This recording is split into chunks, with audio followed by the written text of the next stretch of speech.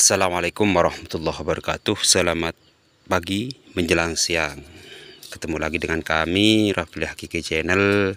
Sekarang kami sudah bisa aktivitas kembali setelah beberapa hari yang lalu, kisaran 10 harian yang lalu kita selesai melakukan pemupukan, dan mana sekarang kami sudah bisa aktivitas kembali seperti sedia kala. Mudah-mudahan kita kesemuanya sahabat petani kopi masih selalu dalam lindungan Allah, amin ya rabbal alamin. Di edisi kali ini kita akan membahas tentang penyebab dari terjadinya pecah batang ataupun pembusukan batang. Itu terjadi banyak sekali faktor-faktor di situ. Satu contoh yang ada di hadapan kami kali ini nih. Nah, yang seperti ini teman-teman. Nih. Mungkin ini pernah terjadi juga di kebunnya teman-teman kesemuanya sahabat petani kopi.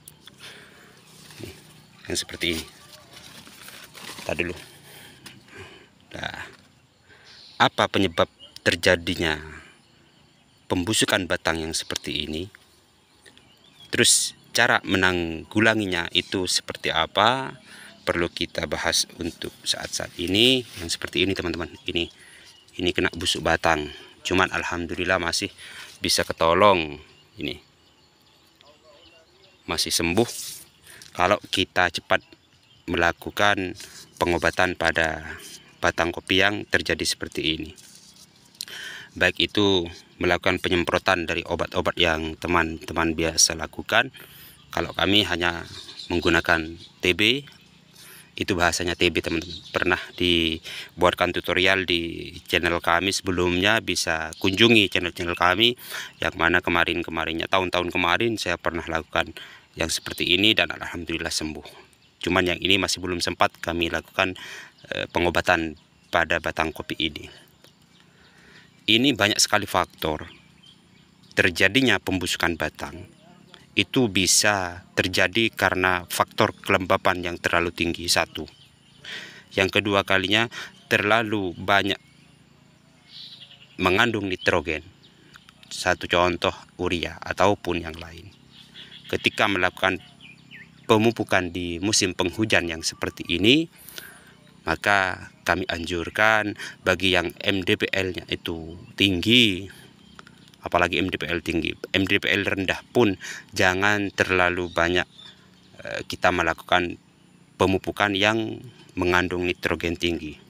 Satu contoh, kemarinnya saya melakukan pemupukan itu hanya melakukan 5 kintal itu Ponska NPK yang subsidi. Tidak pernah saya melakukan pupuk-pupuk yang mahal-mahal teman-teman. Yang penting buahnya masih stabil. Apa untungnya kita melakukan pemupukan yang pakai mahal tapi hasilnya nggak maksimal. Kemarinnya saya melakukan pemupukan itu 5 kintal itu Ponska dan 1 kintal kita melakukan urea. 5:1 saya kemarinnya. Yang saya takutkan ketika musim penghujan seperti inilah akan terjadi pembusukan batang ketika terlalu banyak unsur nitrogen yang diberikan pada batang kopi ini sendiri. Karena musim penghujan itu, air hujan itu sudah mengandung nitrogen yang sangat tinggi, masih kita lakukan pemupukan yang mengandung nitrogen pula, maka terjadi pecah yang seperti ini biasanya batang-batang kopi.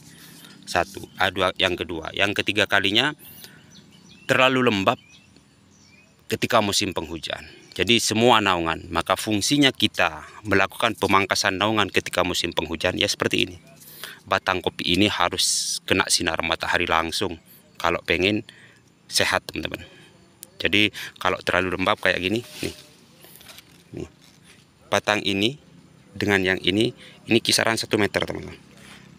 Makanya yang ini wajar ketika rentan sekali kena pembusukan batang karena tidak kena sinar matahari, ketutup sama batang yang ini, yang seperti ini. Cuman nanti kita obati saja dengan TB yang biasa kami lakukan pengobatan itu, TER. TB itu TER, ada yang menyebutkan itu TER. Yang punya itu biasanya cuma di perkebunan teman-teman. Sebelum kita lakukan pengobatan, sebaiknya kita kerok terlebih dahulu batang kopi yang kena busuk batang seperti ini. Entah itu pakai gunting, terserah teman-teman. Ini seperti ini. Ini pakai gunting.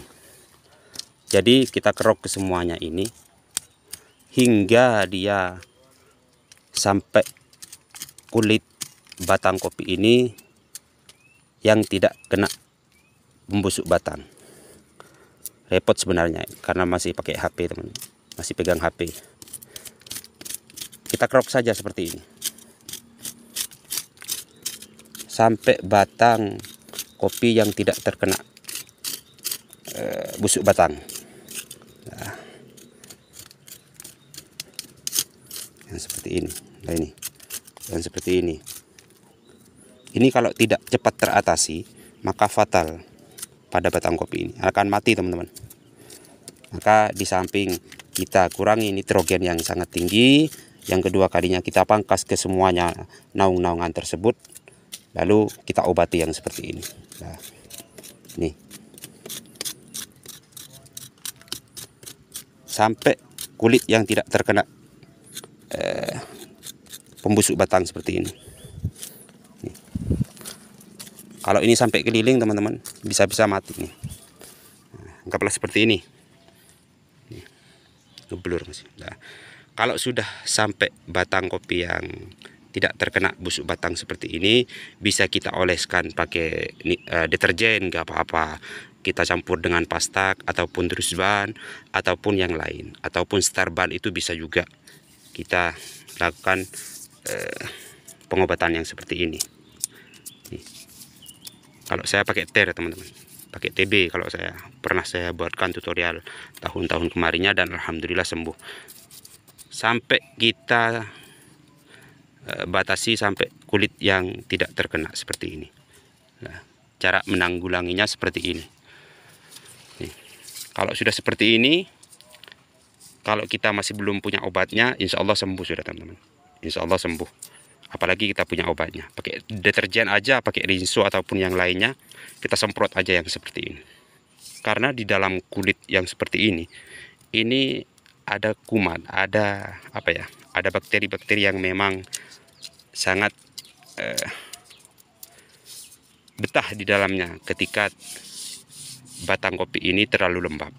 Makanya itulah fungsinya kita melakukan pemangkasan naungan satu ketika musim penghujan. Yang kedua kalinya kurangi yang berunsur nitrogen tinggi. Setelah itu kita semprot yang seperti ini, insya Allah sembuh. Insya Allah sembuh teman-teman, kalau kita tidak lambat menanggulanginya. Kira-kira seperti itu. Sekian dari kami, kurang lebihnya kami mohon maaf. Mudah-mudahan apa yang kami sampaikan ini, meskipun hanyalah sepatah dua kata, ada manfaatnya bagi teman-teman sahabat petani kopi seluruh penjuru Indonesia. Sekian, assalamualaikum warahmatullahi wabarakatuh.